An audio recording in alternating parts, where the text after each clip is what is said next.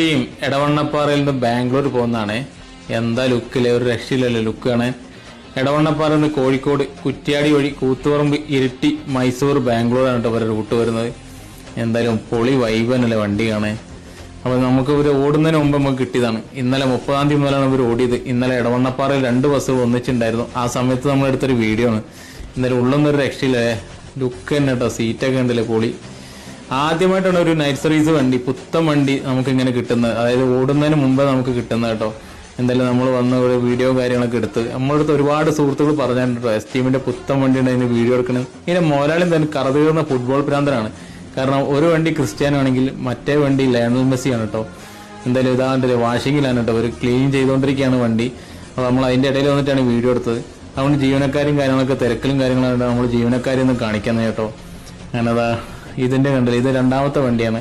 ഇതാണ് Lionel Messi കേട്ടോ, അതിന്റെ ഉള്ളാണ് ഇട്ടത്. എന്തായാലും ലുക്ക് അടിപൊളി കേട്ടോ, പൊളി. കാരണം ഓടുന്നതിന് മുമ്പ് നമുക്ക് ഇങ്ങനെ കിട്ടാന്ന് പറഞ്ഞാൽ എന്തായാലും നമ്മൾ ഫ്രീ ആയിട്ടൊരു വീഡിയോ കാര്യങ്ങളൊക്കെ എടുത്തിട്ടുണ്ട്.